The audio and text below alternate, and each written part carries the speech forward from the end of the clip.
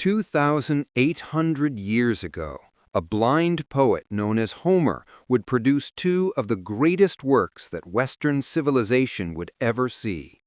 Regarded as one of the most influential authors of all time, Homer's Iliad and Odyssey would tell the tales of Odysseus and Achilles, of Paris and Helen, with their names echoing throughout the ages. Long ago, when monsters roamed the earth, a rich and powerful kingdom sat across the sea from the great cities of Athens and Sparta. Its name was Troy.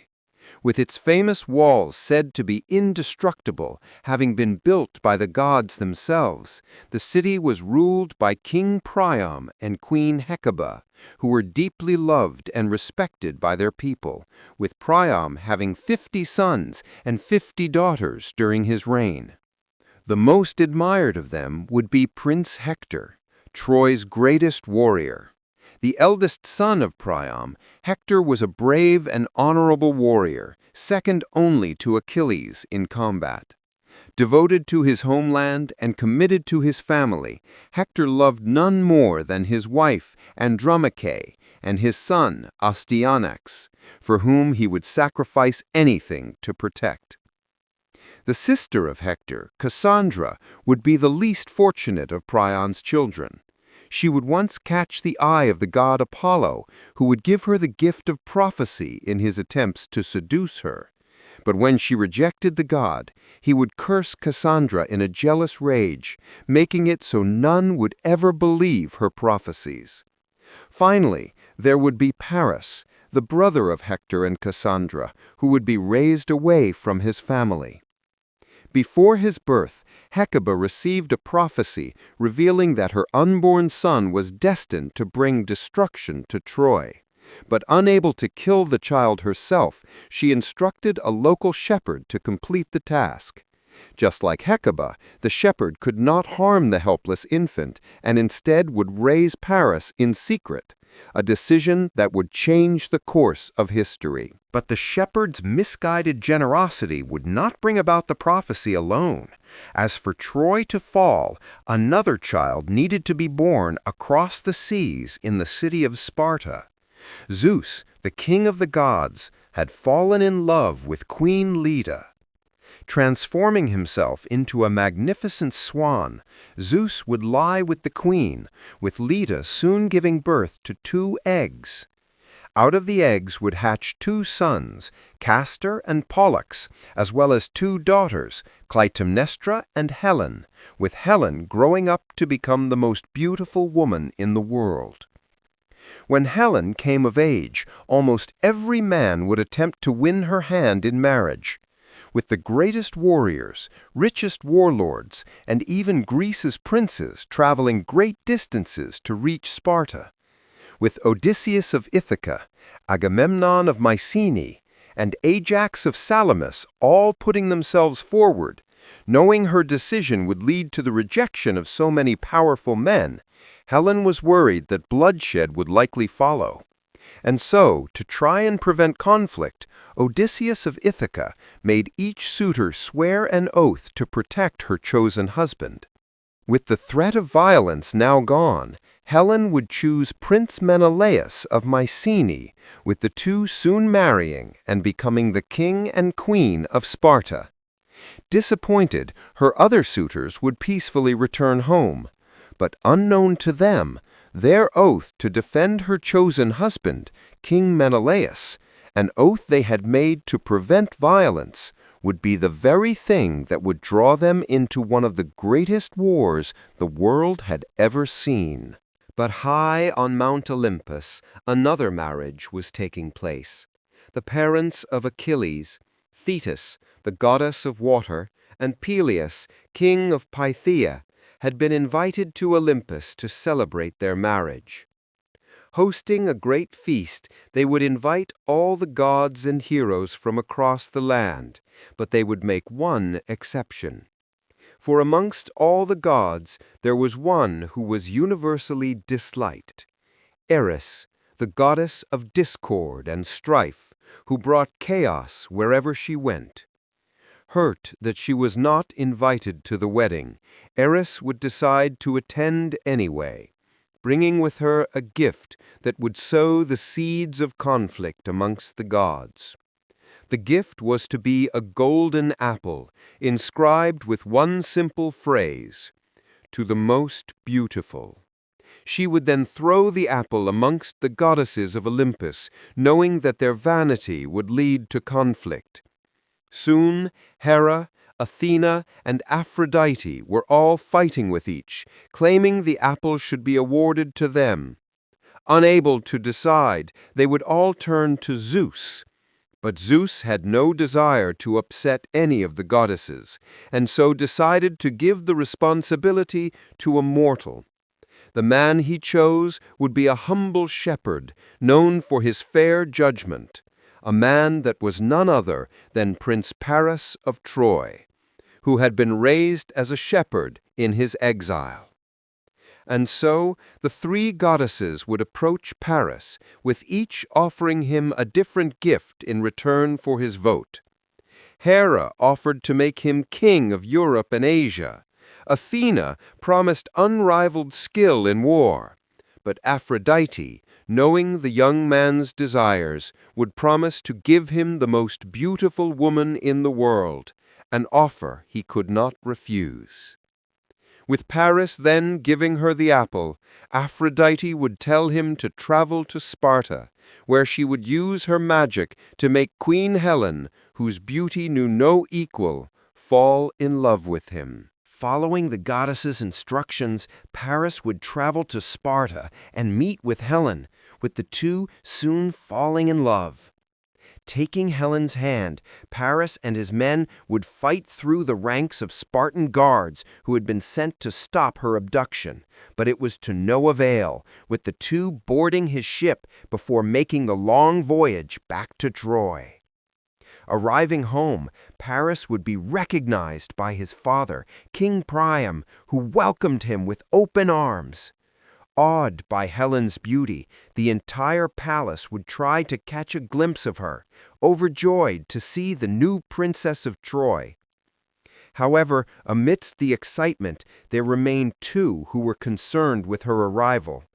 Prince Hector was furious with his brother, warning that his naive and lustful actions would bring war to the shores of Troy. But while Hector's words were harsh, it would be his sister Cassandra who would have the worst reaction. Shrieking in despair, she would prophesy that Helen's arrival would lead to the fall of Troy itself. But as she had been cursed by Apollo, no one would heed her warning, with the royal guards dismissing her prophecies as mad ravings and locking her deep within the palace. Arriving back in Sparta from a funeral in Crete, Menelaus was informed that his wife, Helen, had been abducted, with the ship she was on heading in the direction of Troy. Enraged, he would raise his armies to attack the Trojans, calling upon all of Helen's suitors to honor their oaths and join him in the conflict. Men of their words, they would answer his call, and soon the greatest warriors from across Greece, or the Achaeans, as Homer would call them, were assembling to return Helen home to Sparta. The first to join Menelaus would be his brother, Agamemnon, the most powerful Greek king. Agamemnon would rule over Mycenae, an ally of Sparta, with his kingdom having the most wealth and largest army. And so, when the time of war came, it would be Agamemnon who would command Greece's mighty fleet. Next to join would be the suitors of Helen who had pledged their allegiance to defend Menelaus, with the kings Odysseus, Nestor, and Diomedes all honoring their word. The youngest of the Achaean kings, Diomedes, ruled over the city of Argos, second in power only to Mycenae. A favorite of the goddess Athena, Diomedes was a skilled politician who was known for bringing wealth and stability to his people. The king of Pylos, Nestor, was the oldest of the Greek kings, having lived nearly 3 generations thanks to the blessings of the god Apollo. A former Argonaut, Nestor had traveled the world with Heracles and now offered his years of wisdom and experience to Menelaus in his quest to retrieve Helen. The last and hardest to recruit would be Odysseus, king of Ithaca, the wisest and most cunning of the Greeks. But although he commanded great respect and power, he was reluctant to send his men to war. And so, when Agamemnon's envoys came to recruit him, he would pretend to be mad, mumbling and raving while plowing the ground with an ox and horse. Seen through the deception, one of the soldiers would decide to test his sanity, placing Odysseus's son in front of the plow. Having no choice but to stop, Odysseus would pick up his son, proving he was of sound mind all along, with him then raising his armies to send to Troy. Joining these powerful kings would be the best warriors Greece had to offer, with Achilles, Patroclus, as well as Ajax the Greater and Ajax the Lesser, all answering the call. Prince of Pythia, Achilles was the greatest warrior to have ever lived, with his support ensuring victory in any conflict. Achilles was invulnerable to attacks, and without his assistance, the conquest of Troy was unthinkable. After his birth, his mother, the water goddess Thetis, would take Achilles to the underworld, submerging him into the river Styx, whose waters granted immortality. But as she had held him by the foot, the waters would not cover his heel, which would remain the only vulnerable part of his body. Growing up, Achilles would be raised by the centaur Chiron, the teacher of Heracles, with the young man learning music, speechcraft, and warfare under his tutelage. But while Achilles would take great pride in his achievements, he was also cursed with a short temper, something that would bring him into conflict throughout his life. While he was studying, his mother Thetis would learn of a prophecy that her son was destined to travel on only one of two paths. Either he would live a long and peaceful life, dying as an old man without fame, or he would live a short and heroic life, dying a glorious death with his story becoming legend. And so, when news came that Greece's greatest warriors were gathering to attack Troy, she would do everything she could to protect her son. Dressing Achilles in female clothing, she would send him to Skyros, where he would hide amongst the island's many women. But her plan would take an unexpected turn, as Diomedes, the one sent to recruit Achilles, would be accompanied by none other than Odysseus, the wisest and most cunning of the Greeks. Realizing Achilles was hiding on the island, Odysseus would come up with a plan to reveal him. Arriving with presents for the women, he would begin to ham them out. However, a particular present, a set of armor, would excite one of the women in particular. Odysseus would then sound a war horn, with all the women fleeing except for one, with Achilles taking off his disguise and quickly putting on the armor, ready for battle. Exposed by the cunning plan, Achilles would fetch his lifelong friend, Patroclus, with the two of them then joining Odysseus and Diomedes on the journey back to Sparta. With the greatest fighters from across Greece now assembled, Agamemnon would command a mighty fleet of hundreds of ships. But as they set sail for Troy, they would find themselves unable to move, with the waters having calmed and the ocean's winds having ceased. For Agamemnon, having killed a sacred deer, had offended the goddess Artemis, who had stolen the winds so he could not set sail. Anxious to reach Troy, Agamemnon would consult a prophet on how to restore the winds once again. But to restore them, the prophet revealed that Agamemnon would have to sacrifice the one who was dearest to him, his eldest daughter, Iphigenia. With thousands of men waiting idle in their ships, Agamemnon's pride could not stand for such a delay. Claiming that Achilles wanted her hand in marriage, Agamemnon would lure his daughter to his camp, with Iphigenia arriving in excitement with her father waiting for her at the altar. She would begin to walk towards him. However, as she got closer, she realized it was not a wedding altar at all, but rather a sacrificial shrine, with her father plunging his dagger into her broken heart. With his daughter now laying dead at his feet, Agamemnon had appeased Artemis, who would release the winds from her grasp. Now setting sail, it would not be long until they reached their enemy's mighty city. But awaiting them would be the greatest army Troy had to offer. the son of Aphrodite and cousin to the royal family, Aeneas would join the fight to protect his homeland. But Troy would not fight alone, with Priam calling upon his allies, the Lycians and the Amazons, who would come to his aid. Lycia would be led by Sarpedon, the son of Zeus and grandson of Bellerophon, as well as Glaucus, a legendary warrior who would lead the Lycian armies into battle. They would fight alongside the Amazons, fierce warrior women led by Penthesilea, a daughter of Ares who could fight better than almost any man. But while both sides possessed the best warriors and leaders of their age, the gods, too, would be divided by the war. Still furious they had not been given the apple by Paris, Hera and Athena would choose to support the Achaeans, while Aphrodite, having gifted Helen to the Trojans, would decide to give them her support. The patron of Troy, Apollo, would come to the defense of his city, with Poseidon, jealous that the Trojans worshipped Apollo rather than him after they had both built the city's walls, would decide to join the Achaeans.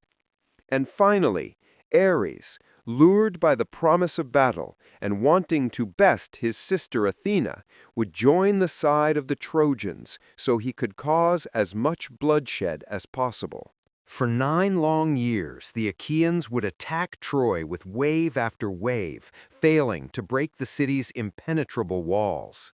But with resources running short, Achilles would lead Greece's armies south, searching for supplies, gold, and women.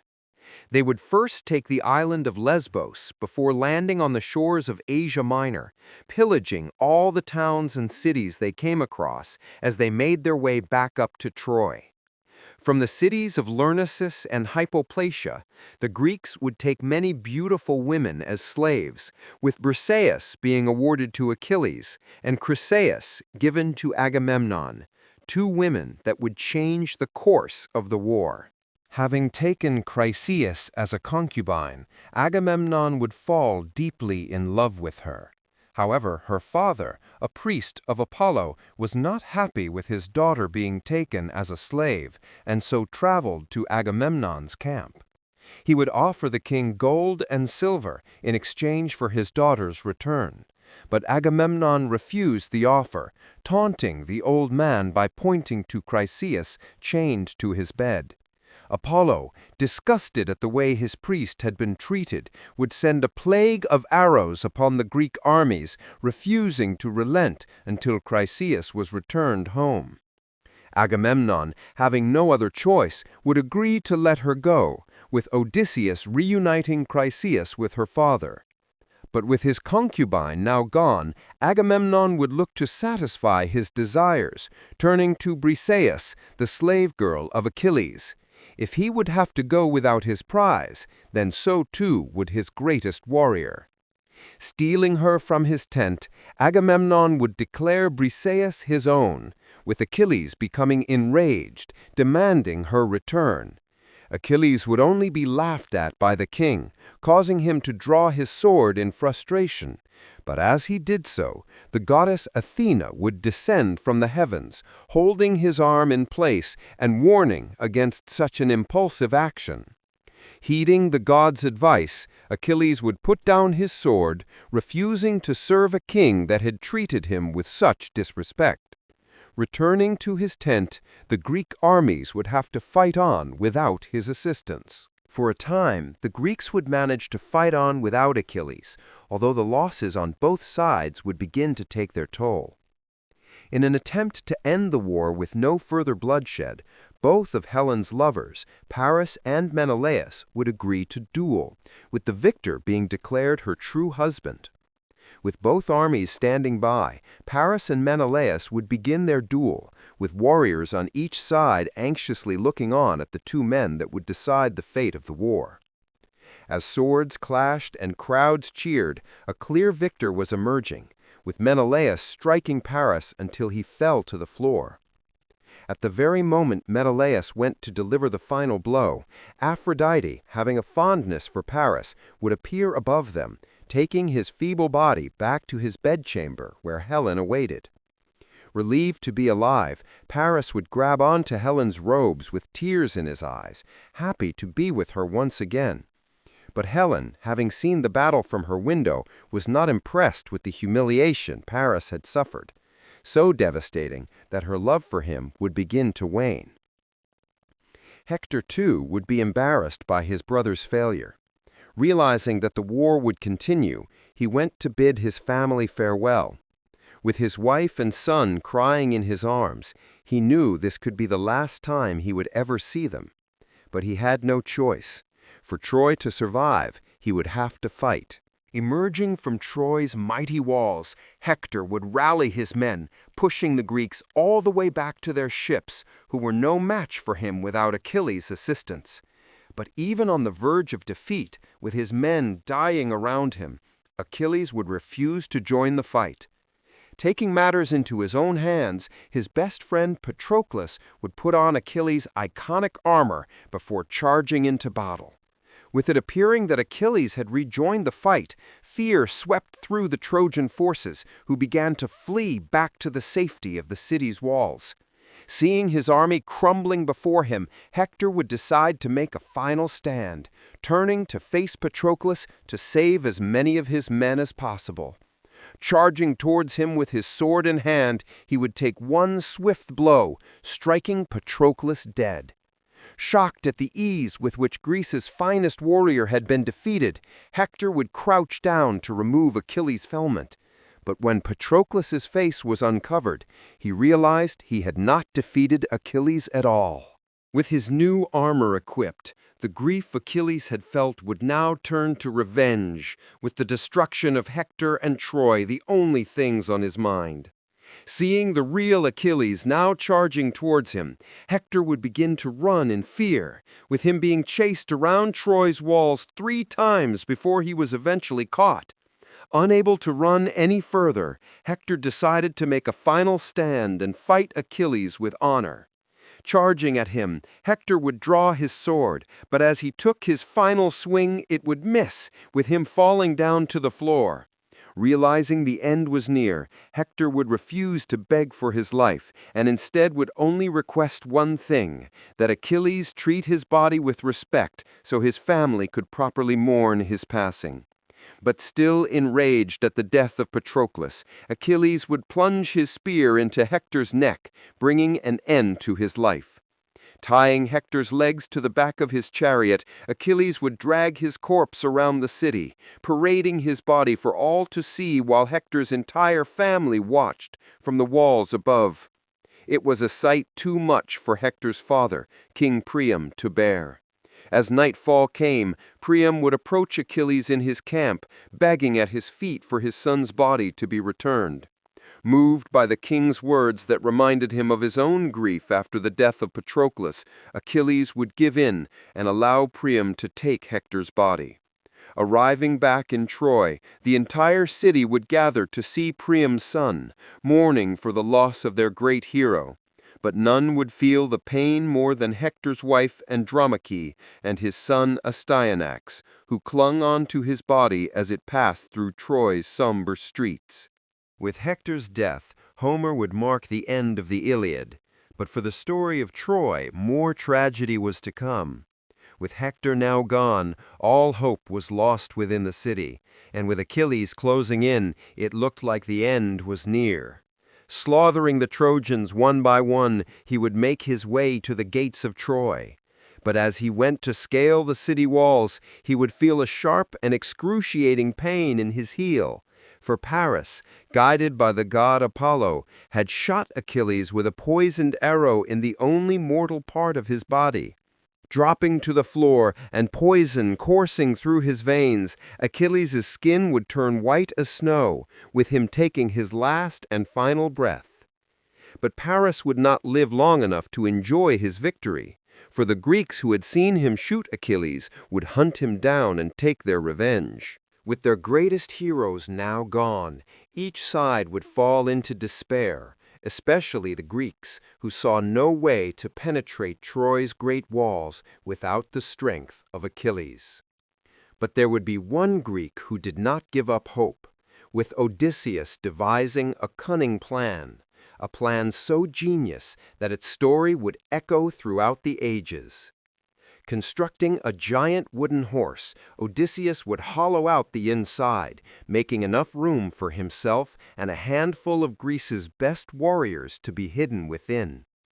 And so, when the next day dawned, the Trojans awoke to find a great horse outside their walls.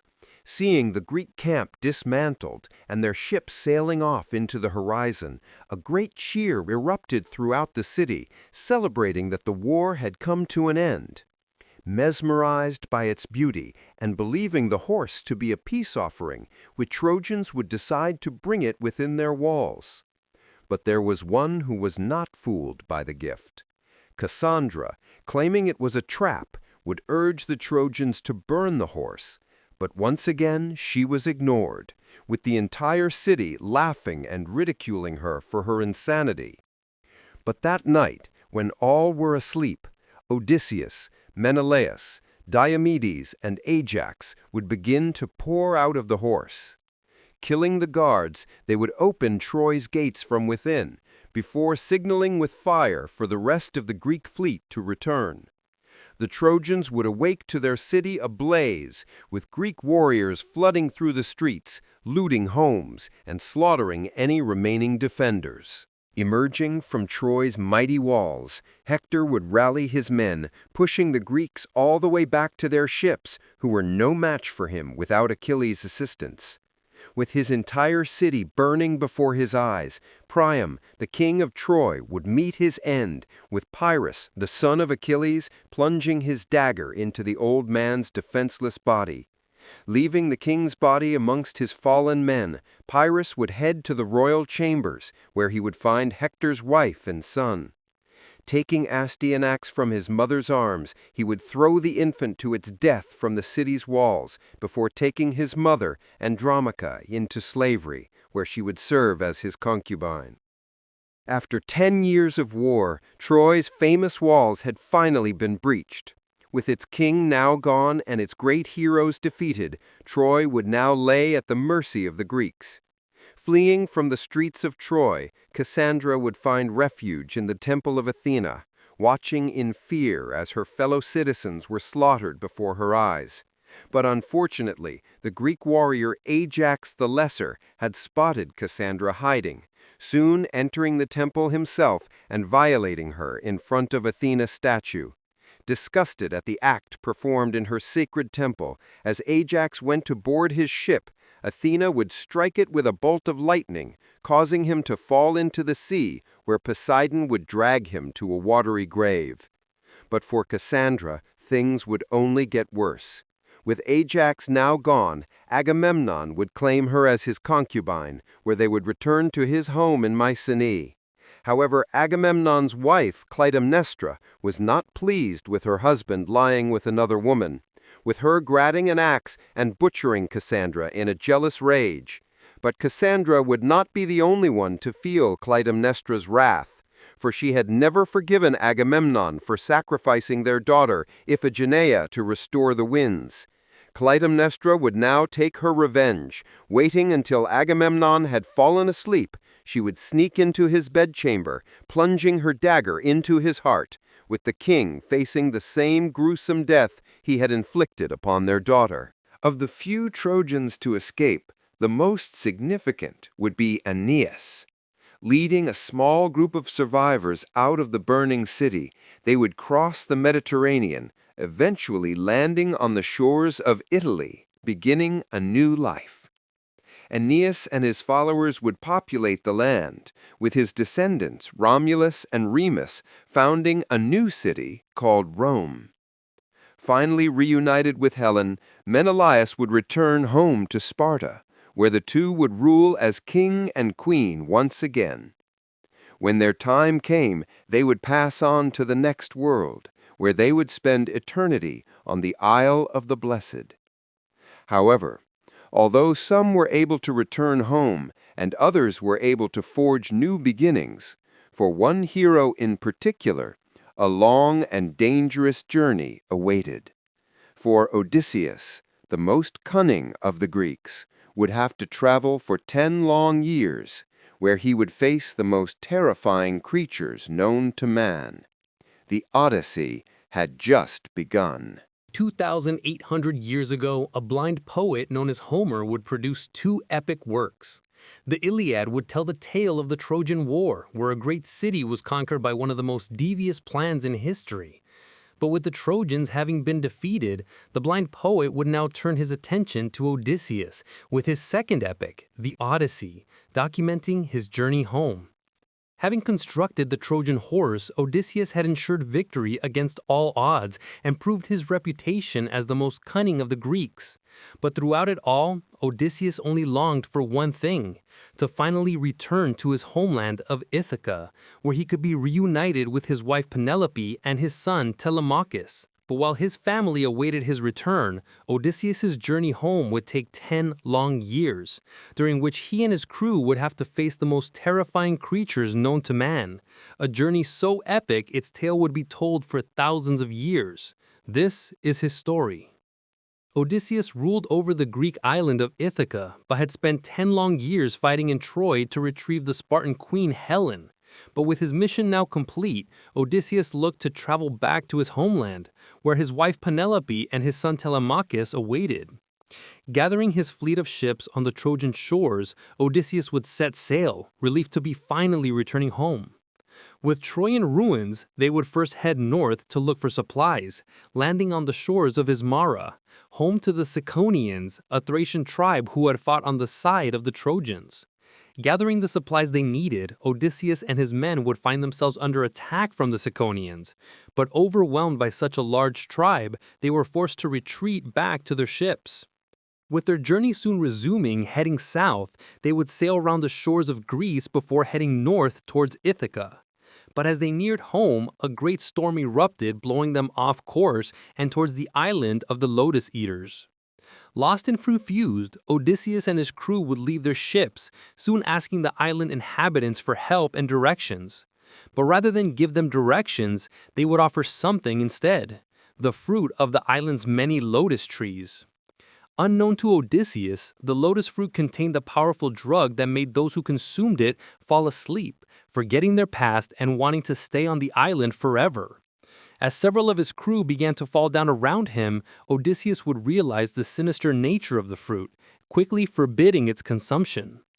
Rescuing his sleeping companions, he would carry them to their ships, making a quick escape and heading out to sea. But having been blown off course, Odysseus and his fleet had been at sea for longer than expected, with them now running low on supplies. Stopping at the first island they came across, they would soon spot a shepherd's camp in the distance, with Odysseus handpicking a small group of warriors to accompany him. Taking several cases of wine to trade, the hungry crew were overjoyed when they saw large supplies of cheese and meat within a cave next to the shepherd's flock. The warriors would help themselves to the supplies, but soon the cave's owner would return, the giant Cyclops Polyphemus, a son of Poseidon, who sealed the entrance with a giant boulder. Ignoring Odysseus's cries that he was there to trade, Polyphemus would grab two of the warriors, crushing them each in his fist before eating their remains. He would then leave the cave, returning each morning and evening to feast on what remained of the terrified crew. Knowing the odds were stacked against him yet again, Odysseus would devise a cunning plan to escape. Realizing he couldn't overpower Polyphemus, he would offer the Cyclops the wine he had brought with him to help wash down the taste of his friends. With the Cyclops soon falling down drunk, he would ask for Odysseus's name in order to thank him for the gift. But instead of giving his true name, Odysseus would insist that he was called Nobody. Thanking Nobody, Polyphemus would soon fall asleep, where Odysseus would begin to sharpen a wooden stake he had found in the cave. Approaching the sleeping giant, he would plunge the stake deep into his eye, blinding the Cyclops but making sure not to kill him, as the boulder blocking the cave's entrance would still have to be moved. Polyphemus would scream out in agony, a scream so loud that Cyclopses from across the island would rush to the cave. Calling out to Polyphemus, they would ask, "What's wrong? Who's killing you?" But Polyphemus would shout back, "Nobody is killing me! Nobody!" It was just as Odysseus had planned, with the Cyclopses soon leaving in confusion.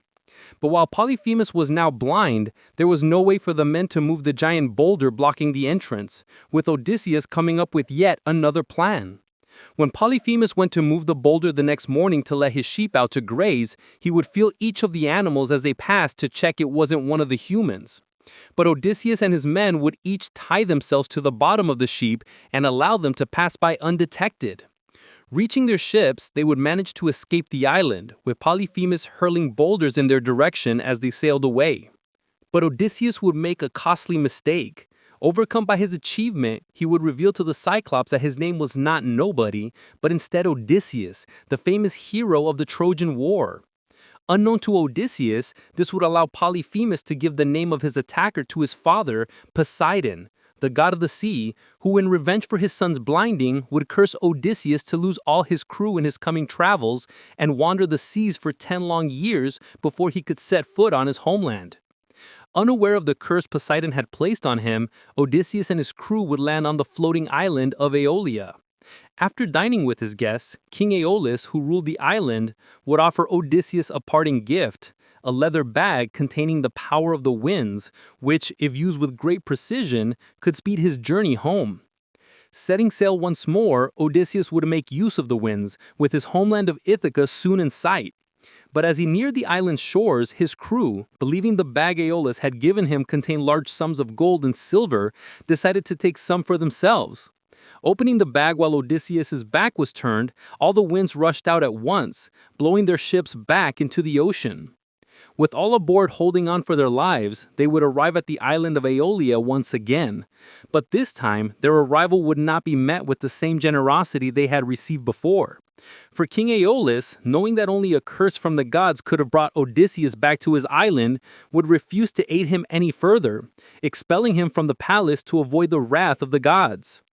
Still unaware of Poseidon's curse, Odysseus would set sail once more, but just like his previous attempts to reach his homeland, this time would also hold misfortune. Arriving at the harbor of Laestrygonia, Odysseus would send out 3 scouts to find food and the people of the town. But the scouts would soon realize they were not in a place of people at all. Being chased by giants back to their ships, bloodthirsty cannibals, the giant Laestrygonians would begin to devour the scouts, with them soon turning their attention to Odysseus' ships in the harbor. Pelting them with boulders, the Laestrygonians would destroy every ship bar one, with Odysseus barely making it out alive. Tired and depleted, Odysseus' only remaining ship would soon arrive at the island of Aea, which was home to the beautiful witch Circe, daughter of the sun god Helios. Splitting his men into 2 groups, Odysseus would stay by his ship and set up camp while the others searched the island for food. They would soon arrive at the house of Circe, where docile wolves and lions quivered at her feet. Inviting the men to dine with her, she would serve them a large cup of barley, cheese, and wine. But unknown to the men, there was one secret ingredient placed within. Having eaten the meal, the men would begin to fall asleep, but when they awoke, they were no longer in human form. Instead, they took the body of pigs. But one man, not having an appetite for food, had seen the events unfold, quickly running to Odysseus to tell him of the fate of his crew. Hearing the news, Odysseus immediately set off to rescue his men. But along the way, he was stopped by the messenger god Hermes, who had come to aid him.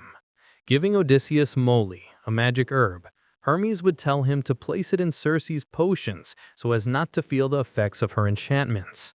Taking the moly, Odysseus would approach Circe and begin to dine with her, surprising the witch when he remained in human form. Drawing his sword, he stood up and threatened to kill Circe unless she transformed his crew back into humans. With the sword at her throat, Circe would quickly agree, with the pigs at her feet transforming back into men. So impressed by Odysseus' heroics, Circe would invite him to her bedchamber, with the two having a son together, named Telegonus. Remaining on the island for a whole year, Odysseus decided it was time to leave. But as he began to set sail, Circe would advise him to visit the underworld, where the prophet Tiresias could advise him on how to survive the many trials that awaited him at sea. Following Circe's advice, Odysseus would travel west to the edge of the world, where an entrance to the underworld was located. Completing a ritual sacrifice at the entrance, Odysseus would summon the spirits of the dead, where the blind prophet Tiresias would appear. He warned that Odysseus and his men would soon find themselves on the island of the sun god Helios, and that they should refrain from eating his cattle if they wanted to make it home alive. If, however, they harmed the cattle in any way, then death would follow. Thanking the prophet, Odysseus would leave in his ship, determined that when the time came, no man would touch the sun god's cattle. But soon after setting sail, Odysseus and his men would begin to hear a beautiful melody, for his ship was passing the home of the sirens, irresistible creatures that entice sailors to their death with their bewitching songs.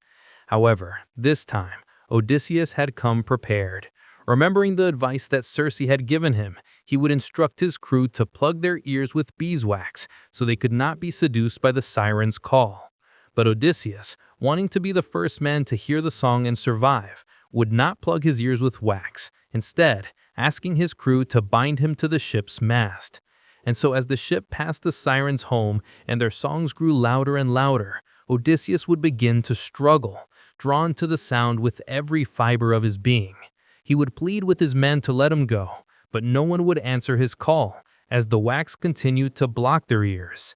Eventually making it through safely, Odysseus would be set free, having been the first man to survive the sirens' call. But unknown to him, the sirens were fated to die if a mortal ever resisted their enchanting song, with each of them taking their own life as his ship sailed into the horizon. If you love art as much as us and are captivated by the beauty of some of the pieces you have already seen in this video, then you are going to love today's sponsor. With over 400,000 users, Masterworks.io is a platform dedicated to securitizing blue-chip artwork for both retail and accredited investors. In the past, only billionaires and the super rich were able to invest in art, and that's what's amazing about Masterworks.io. They are now making investing in art accessible to all. With over 75 years of art buying experience, Masterworks.io are one of the largest buyers in the art market today, letting you invest in multi-million-dollar works by artists like Banksy, Andy Warhol, and even Monet. They acquire top works from the best artists either through public auction or private sale, and then allow members to invest in those individual works. Think of it like buying a slice of pizza instead of needing to buy the whole pie. In a time of high inflation, it's always been wise to diversify your portfolio. In fact, from 1995 to 2020, contemporary art prices have outperformed the S&P 500 by 164%. Don't want to wait until they find a buyer to see a return? No problem. Masterworks.io also offers a secondary market on their website where you can sell your shares to another member. What's even better is that Life Guide viewers can gain priority access and skip their long wait lists by clicking the link in the description. Click the link in the description and sign up to Masterworks.io today. As the next day dawned, Odysseus had a difficult decision to make, for Circe, using her magic, had warned him of the dangers that lay ahead when he came across a narrow pass. On each side would lie incredible danger, with the right home to Scylla, a giant six-headed sea monster, and the left home to Charybdis, a whirlpool that consumed anything that came near. Heeding Circe's advice, yet again, Odysseus would head towards Scylla, for while the monster would take 6 of his men, it was a price he was willing to pay, as Charybdis would take his entire ship. And so with a heavy heart, he would direct his men towards the cliff face where Scylla lay in wait. As the ship passed, 6 heads would swoop down from above, each taking a sailor who screamed as they were consumed by the beast. But with the great storm on the horizon, they had no time to mourn their companions, with them soon stopping on the island of Trinacia. Trinacia was home to the cattle of the sun god Helios, cattle that Odysseus had been warned not to consume by the prophet Tiresias in the underworld. But despite instructing his men not to touch the cattle, it would not be easy for them to follow his orders, as the storm had kept them stranded on the island for almost a month, with their food supplies all but gone. The crew, on the brink of starvation, would wait for Odysseus to fall asleep, killing all the cattle and roasting the meat to enjoy amongst themselves. When Odysseus awoke the next morning, he would fall to his knees in despair, shaking his head in disbelief at the foolishness of his crew. However, although the crew had ignored his orders, the storm had now calmed, with them setting off to sea once again. but their crime had not been unnoticed, with the sun god Helios complaining to Zeus, the king of the gods, about the slaughter of his cattle.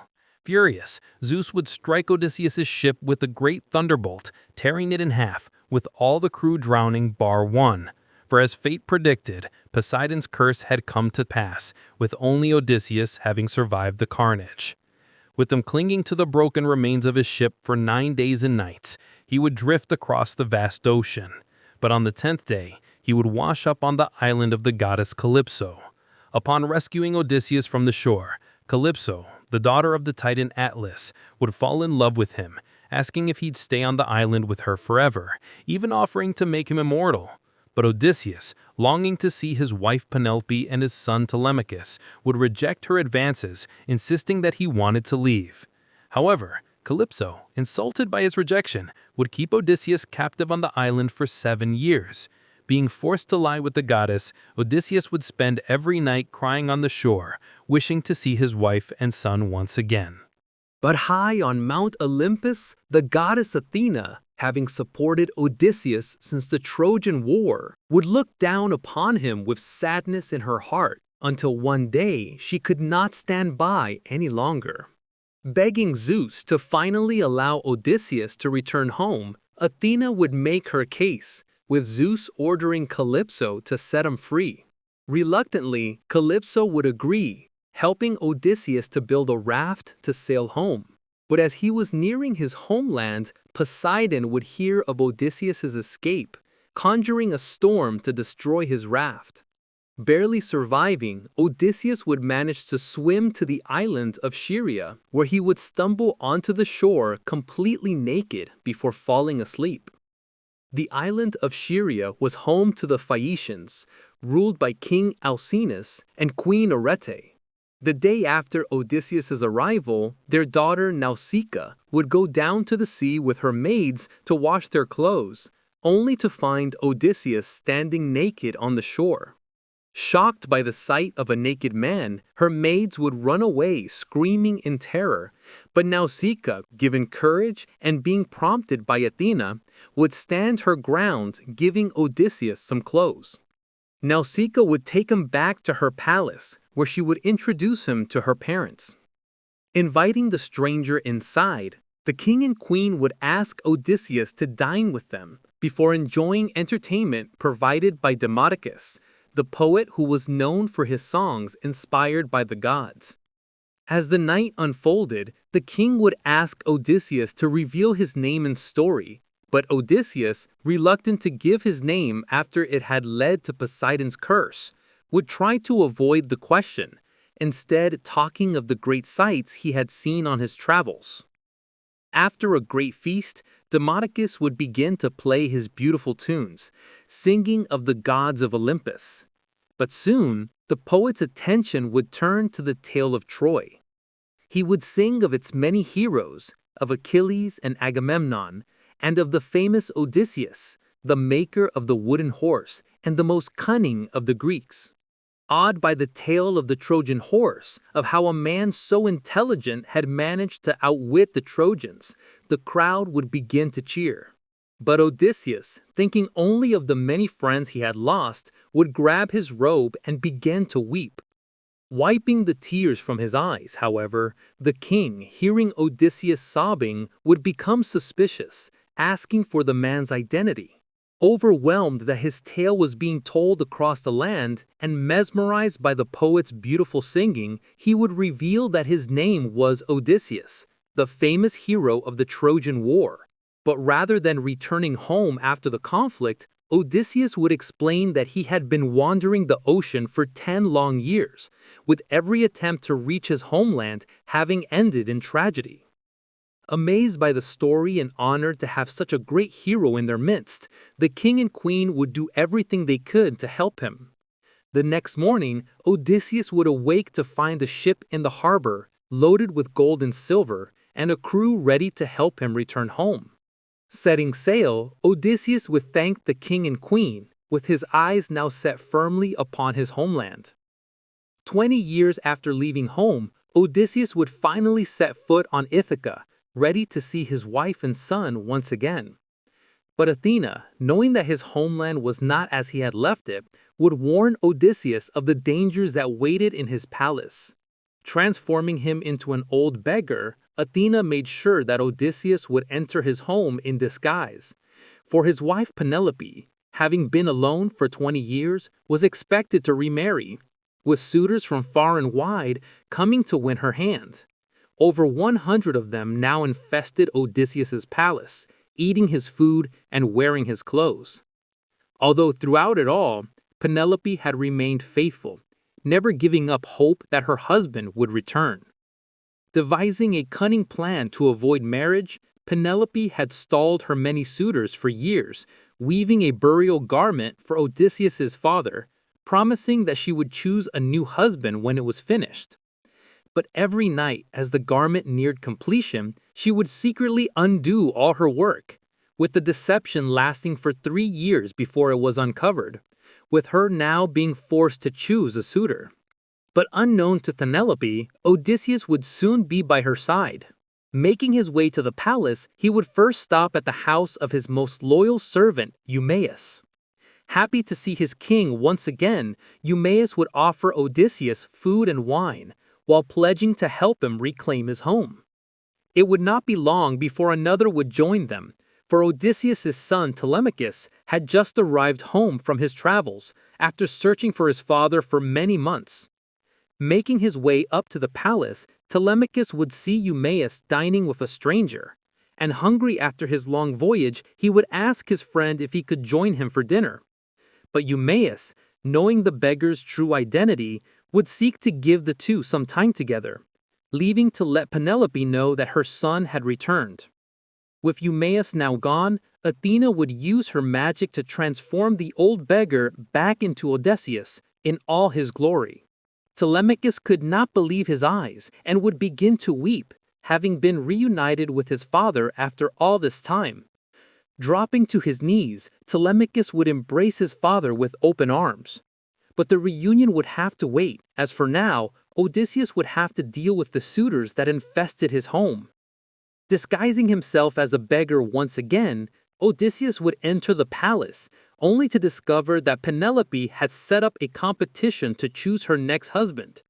She had declared that she would marry the man who could shoot an arrow through a row of 12 axe heads, with every suitor in the land having joined the competition. But there would be one condition, that each suitor must use Odysseus's great bow that had been left behind at the palace. It was another of Penelope's cunning tricks. As one after another, every man would take their turn, each unable to even string the bow. After every man had failed, Odysseus, still disguised as a beggar, would ask for an attempt, with the whole palace howling with laughter. But they would soon fall quiet, for Odysseus would string the bow with ease, taking aim and shooting an arrow that sailed through all 12 axes with perfect precision. But having seen the damage done to his home, Odysseus could not forgive the suitors. Turning the bow upon them, Odysseus would begin to fire, striking them down one by one. Panicked, the suitors would bow to grab their weapons, but no matter how hard they looked, they could not be found, as Telemachus had hid their weapons while the competition was underway. With Eumaeus then joining Telemachus and Odysseus, they would begin to attack the suitors, not stopping until they had all been killed. With the bodies of the suitors now laying dead at his feet, Odysseus had completed his final task. The only thing left to do was to reunite with his wife, with his undying love for her being the only thing that had fueled his journey home. Recognizing his husband and overwhelmed with emotion, Penelope would embrace Odysseus, a moment she had spent 20 long and faithful years waiting for. Letting out a sigh of relief, Odysseus was finally at peace, but his wife would have one question for him, asking where he had been after all this time. With a smile on his face and tears in his eyes, he would reply with one simple line, "Where do I begin?"